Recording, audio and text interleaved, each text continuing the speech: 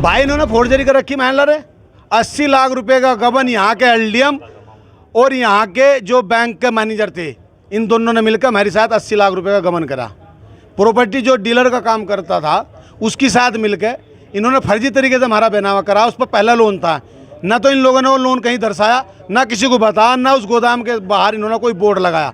जैसे कि कोई संपत्ति बैंक की ऋण की हो तो बैंक वहाँ पर एक बोर्ड लगा दिया कि ये संपत्ति फला बैंक के नाम की है।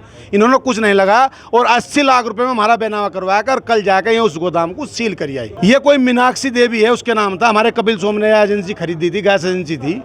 इसने अपनी ज़मीन बेच कर खरीदी थी। भाई कोई बिजनेस कर लो, 2 रुपये आ जाएंगे, लेकिन सारा मामला इस अधिकारियों ने लपेट लिया। और आज का माहौल ये है कि 80 लाख रुपए हम दे के और हम इनके बैरक का दर दर ठोकरे खाने के लिए मजबूर हो गए।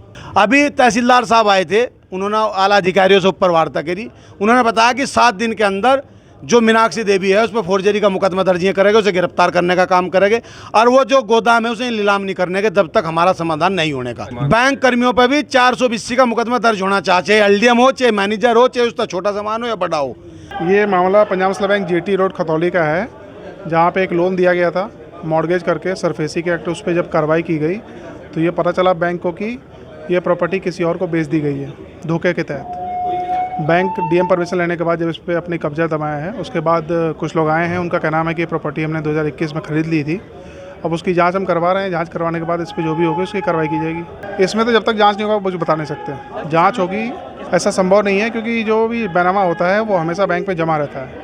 अब यदि बैंक के बाहर, जैसा किसानों का कहना है कि बाहर गई है, तो उसके लिए जांच कराना पड़ेगा। बिना जांच कराए कुछ बता नहीं सकते अभी। ये एक प्रॉपर्टी के मॉर्गेज करके और फिर उसको किसी दूसरे आदमी को बेच देने का एक मामला है, जिसमें जिसने फ्रॉड इस तरह का किया था उसके खिलाफ पूर्व में कार्रवाई की गई थी। अब चूँकि बैंक का भी अमाउंट उसमें इन्वॉल्व है और जो जिसने सेकंड जो परचेजर हैं उनका भी अमाउंट इन्वॉल्व है, तो उसको लेके इन लोगों ने एक प्रोसेस था कि किस तरह से वसूली होगी, इसके विरोध में इन लोगों ने अपना धरना दिया हुआ था।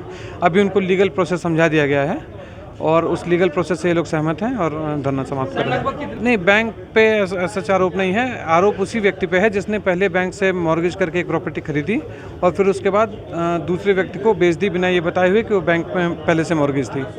तो ये तकरीबन इनका कहना है कि 80 लाख के आसपास का उन्होंने भुगतान उसको किया हुआ है। तो जो भी प्रोसीजर होगा उसको फॉलो करेंगे। नेक द्वारा A++ certified world class educational institution Shri Ram group of colleges. Admission के लिए संपर्क करें।